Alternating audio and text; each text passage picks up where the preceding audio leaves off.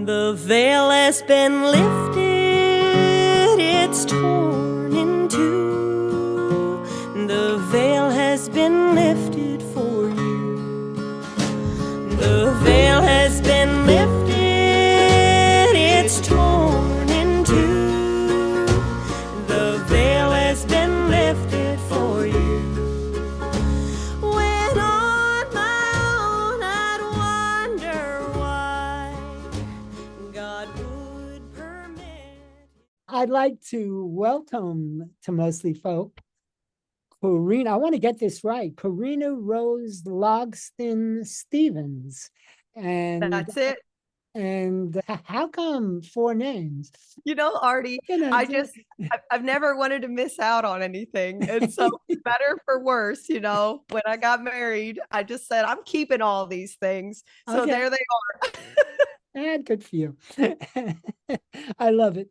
And so Corrina has a brand new album out. The name of the album is Littel Songs. For those of you on TV, you saw an image of the album cover at the introduction of this interview. And I'd like to welcome Corrina here to the program today and try to find out a little bit about you and where you've been and what got you to where you are right now. And then we'll talk about this new album. Okay, take it away, Thank you. Corrina. Thank you, Artie. It's a pleasure to be here with you and just really looking forward to getting to talk about all this. But I'm originally from Southwestern Illinois and moved to Nashville to go to college to Belmont University. And I always just felt like that was going to be my place. And just everything lined up for me to come to Nashville, and it's been my home since 2008. And at that time I had thought, well, I wanted to be involved in music in some way. I've been playing on a professional basis since high school, and I just kind of thought I'd probably get a job in the music industry and play on the side, and found out quickly I could not stay still in a desk for very long. And I said, well, if I'm going to be, you know, booking people at their hotels and advancing their things and things like that, I'd like to be doing it for myself. So I've been a freelance musician, singer, songwriter, really my whole life. And I've gotten the opportunity to back a lot of people and a lot of heroes of mine, probably most notably Jesse McReynolds, who at the time was the oldest member of the Grand Ole Opry, and just one of my heroes. And I got the chance to play on the Opry, play at the Ryman, do a lot of live shows with him, as well as co-found a very traditional bluegrass band called High Fidelity. And we're still out there playing. But along the way, I was always writing songs and things that didn't really fit any of the specific niches of music that I was performing in. So I just figured that I needed to get this all kind of put together and start pursuing that, at least in some way, form, or fashion. And that's how the Rrinaco brand and creative imprint kind of came together, because I wanted to give it a little umbrella and be able to put all my little creative trinkets in one place. And it's just been so much fun getting to pursue that alongside of freelancing and doing other things. So that's kind of the long story made short. That's definitely an interesting story. But before you moved to Nashville, where were you at that point? And who were you? Well, Southwestern Illinois is kind of my home region, and there's not a whole lot of identifying cities out there. The biggest one is St. Louis. So it's about 40 miles south of St. Louis, Missouri, but on the Illinois side of that, not a whole lot of the arts and music, although there's some really nice traditional music expressions. You know, there's like a French influence and traditional fiddle and things like that. But primarily, I've been known as a fiddle player, although I'm a multi-instrumentalist and singer.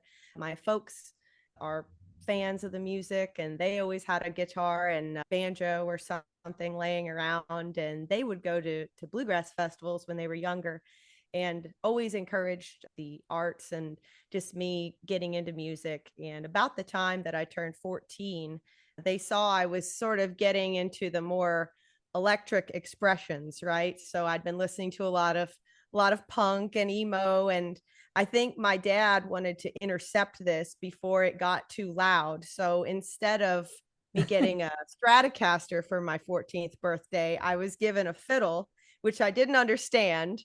And they just said, look, we know you didn't ask for a fiddle, but why don't you just try it out? And we're going to go to a festival and it'll be really fun. You can see what you think. And I fell in love with bluegrass music and the acoustic expressions of American roots music, and just kind of got reconnected to the music of my childhood in that time. So when I was in Southern Illinois, I was really just growing up and being a kid, and then learning about my life path, really. So I started playing seriously while I was there, and then took that more professionally when I moved to Nashville. That's super. When you progressed and were you performing out in, as this was happening, and were you in college? Did you go to college? Yeah. I'm sure you did, because you took on a very interesting job after you got out. But what was that? What did you major in? Tell me about going to school.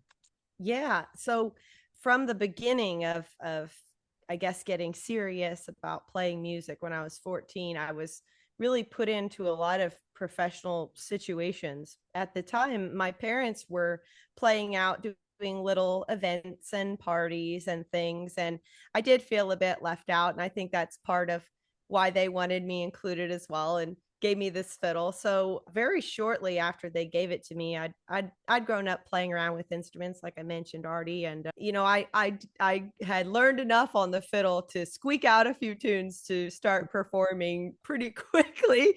But so I'd been performing already a lot, and by the time I got to Belmont I went to Belmont University in Nashville. So by the time I came here, I had that mentality already of freelancing and working with others. And that was actually how I'd kind of covered some expenses when I was in high school and getting ready to move. And so that was really all I knew in terms of work. And I've been really blessed to be able to do that. But I went to Belmont University, and I was under the music business program, and that was one of my interests at Belmont, because they were one of the universities that had that as a big deal, part of their programs and stuff. So I was in the music business program, but I was also in a program called the honors program. This was just like a blessing that came out of nowhere. They sort of reached out to me because of my grades and such. And it turns out that this program had a whole different core curriculum where it would free up a lot of hours for you to pursue what you were interested in. And so I was able to design a second major, and I called it artist production. And in that discipline, I got to take audio engineering classes and a few private applied lessons for things that I was interested in, songwriting classes, and just really specific artistic type components of the music business. And as part of that whole curriculum, you had to do an internship. And it was during that internship that I realized I didn't really belong in the office, Artie. So when I graduated Belmont, I said, this freelancing thing has worked for me so far. I'm going to give it 1 year now that I'm out of school, and see how this leads me, and see if I can really make a living in my life doing this. And here I am still doing it, Artie. So I've been very So blessed. happy for you. You exude positive energy. Where two or more are gathered in my name, I will always be with you. Where two or more are gathered in my name, I will always see you through. Two or more than two, I will be right there with you. Where two or more are gathered in my name,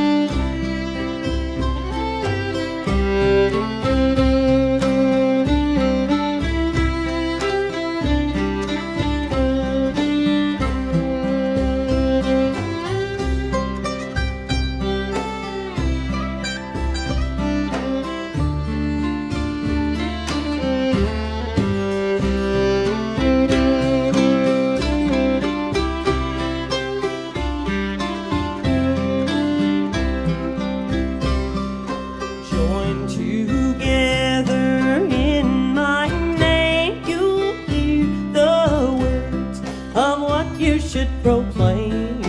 Trust, have faith in everything you do. I will always see you through. Two or more than two, I will be right there with you. Where two or more are gathered in my name, I will always be with you. Where two or more are,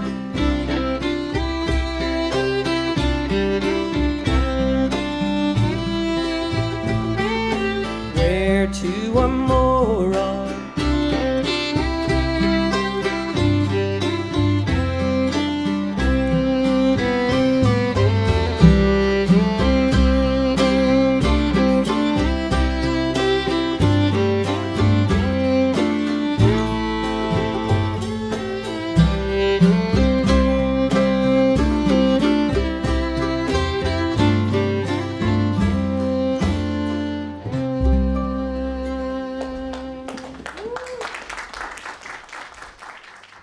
The two songs you sent, one of which is a well-known song, and the right? Actually, Artie, both of these, I had to think about it. Both are but they're both originals, and both originals. Get Yes. out of here. they're both originals, and I Holy believe it's crap. Enough of This Way and Two or More. I hope that's what I sent you. Yeah, hold it. Let me open up this. Enough of the Way was the only so Two or More is an original. Yes, yeah, both of those songs are Why original. did I think this is a whatchamacallit, a standard song? Ooh, I love that though, Artie. So that's always like kind of, the nearest and dearest type of songwriting to me is if it feels familiar and almost like, did I write this or did I hear this from someone? That is so amazing. Aw. Well, already. So that's an incredible thing. So Oh. Two or More is an original song. And the other that you sent is also an original, and this was Enough of the Way. Is that right? Yeah. Yeah, Enough of This Way. Yeah. Enough of This Way. Okay.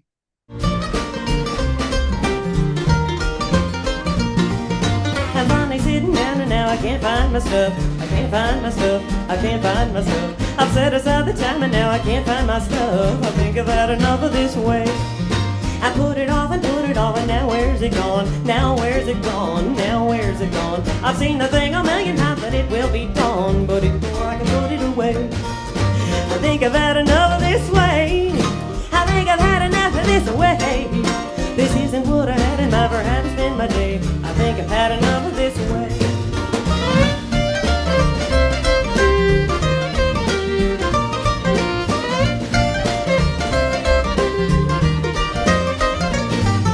I'm tearing up the cabinets and I'm rummaging the drawers. I'm rummaging the drawers, I'm throwing on the floor. I'm hunting and I'm looking where I never had before. I'll think I've had enough of this way. I'm finding every picture, every paper from the past, papers I've amassed. I'm going through them fast. I'm finding everything except the one I wrote on last. I think I've had enough of this way. I think I've had enough of this way. I think I've had enough of this way. This isn't what I had in mind for how to spend my day. I think I've had enough of this way.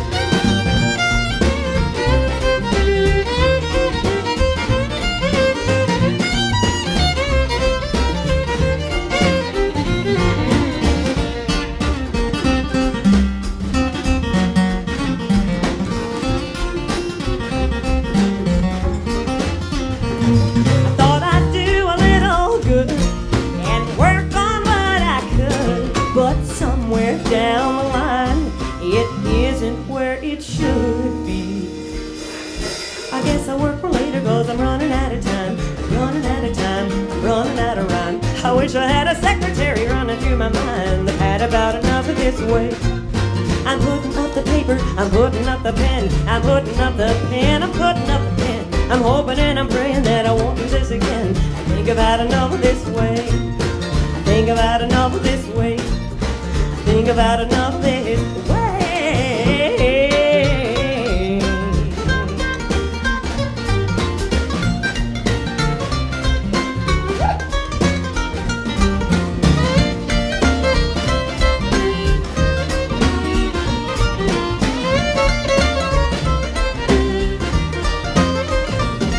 Anyway, so let's talk about Rrinaco. Where did that come from?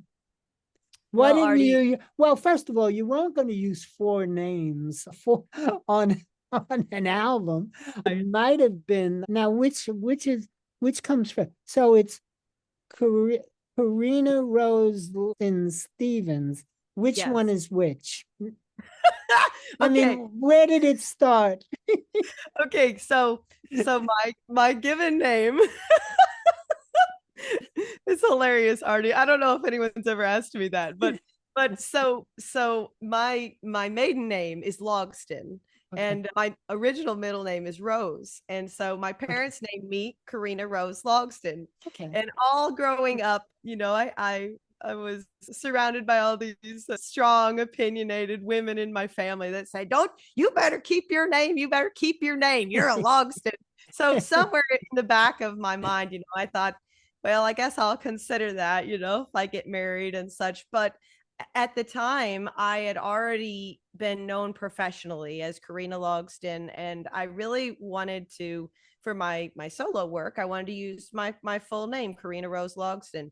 And I thought about using Corrina Rose and all this, and this has been a fiasco for a long time, Artie, because right when I was gonna make this jump in my college years, I said I'm gonna go by Corrina Rose. There was another Corrina Rose, but she spelled her name with one R and two N's. Oh no. And this happened at the same time because I'd really kept an eye out on this. And at the time, I'm studying all this music business stuff, name and likeness and such. And I thought, oh, I don't think I want to get into this with this Canadian Corrina Rose.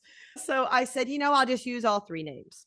So then me and my husband, whose name is Jeremy Stephens, when we got married, he said, I'll just keep going by my maiden name. And, I make it's, personal for me to change my name when I get married. And so I'll just keep them all and I'll just keep going by my maiden name. Well, I think, Jeremy and I, we work so much together and, people didn't want to I think they had ideas about being disrespectful or whatever. And I got called everything out there already, even after saying, well, you can call me Corrina Rose Logston, or they'd call me Corrina Logston Stephens, Corrina Stephens, Corrina Rose Stephens. Sometimes they'd call Jeremy Logston. So when I got to the point that I was going to release this record, it just felt like a hodgepodge. So I thought, why not throw one more in the mix here? But really, I wanted to just have a label for it. I wanted it to feel like its own brand because and also I guess because in bluegrass music, there's a lot of this sense when people sort of diverge into different directions that they say, oh, you're leaving bluegrass, or, oh, I guess this is what you really want to sound like, or this and that. So I really wanted it to just have its own home under the Rrinaco name. And Rrinaco is actually a little nickname that my cousin and I came up with when we were really into Lord of the Rings, when all those movies came out, in the early 2000s. We wanted to learn how to speak Elvish, but we figured out that we couldn't really do that. So she came up with this code somewhere where you put the first two letters of a word at the end of it. And it's more of course, of a code than a language at that point. But I just always liked that Rrinaco and sort of identified with it as like, my artistic self. So that's why I decided to put all this out under Rrinaco and start building that rather than under, my name or choosing one of the four. I could just use it for credits and be a happy camper. So smart of you, really. I mean, what else could you do? This is perfect. And once again, I'm speaking with Corrina Rose Logston Stephens, or should I just say Rrinaco, because that's who is the person who's identified as the album creator. And Corrina is just a pleasure to speak with, I have to say. So let's talk about all the songs on the album. The song that originally attracted me to this album is the first song on the album, which is The Veil Has Been Lifted. And wow, what a great song. I said So I played it for my wife, and she said, what veil has been lifted? And I said, I don't know. I'll find out next Wednesday when I speak to Corrina. And so what veil has been lifted? Well, that's an interesting question, Artie, because I have had people say, is this a wedding song or what is it? It's actually a spiritual song, and Okay. it's about when Jesus died on the cross, how it talks about the veil of the temple was torn in two from top to bottom. And so the song is centered around that idea and sort of the profoundness of that, which symbolizes that there's nothing between us and God anymore with Jesus dying on the cross. So that was the whole impetus of that song, and it was the type of thing that just came to me, and I really just wrote it down, and I wasn't even sure 100% what some of it meant at the time I got it. The most special songs to me just come like that, Artie, and I just try to take dictation. I think I'm hearing this thing in my head and I'm thinking, wow, I have to write this down. So I was actually working on a fiddle record when that song came to me, and I wrote it down. And later I started studying about it and found all these scriptures and passages about talking about the veil of the temple, and talking about the veil that Moses wore over his head when he would talk with God and come back out to the people, and all these scriptures about that there's no longer a veil in Jesus. So that is the whole dynamic of that song. Great. Wow. That is a total revelation to me, really. Cool. I thought it was something personal, that some veil, some kind of thing for yourself, had been lifted or changed, Yeah, well, it's in keeping with the concept of the veil has been lifted. But yeah, that's so interesting. We'll see where we go when I start putting this all together, because oh my God. I didn't expect this. Honest to God, I did, this is but I didn't expect such a great conversationalist and positive, beautiful individual. When I asked Art for your email, so to ask you to do this, I didn't expect it was going to be this good, to be honest with you. Oh, that is so sweet. And what can I say? Go, you are just a very, very special person, Corrina Rose Logston Stephens, and I am more than privileged to be having this interview with you, because I know where you're going is up, and I know that your attitude certainly adds to that. And what could be better than to have such a positive outlook on life like you have? And we live in such a crazy world like now, and to listen to you and your revelations, and to listen to this new album. Once again, the album is Littel Songs. I've been speaking with Rrinaco, and I urge you to go to the website Rrinaco with 2 R's, RRINACO.com, and check out the website, check out Corrina, and you won't be disappointed, I promise. Thank you so much, Artie. It's just been so much fun talking with you, and I've loved all your questions. Same here, and I hope you have a great rest of the day. And if you're ever up in the New York area, up in upstate New York in the Catskill Mountains, you better let me know, because we definitely have to find a way to get together. I would love that, Artie. I love upstate New York. I haven't been in that area for a few years, and that would be awesome. You're starting to tour now. You never know where you're going to be. Okay. That's right. Thank you, Corrina. Have a great afternoon. Thank you so much, Artie. You take care, and you as well. Bye-bye. Bye-bye. It came, I knew it tore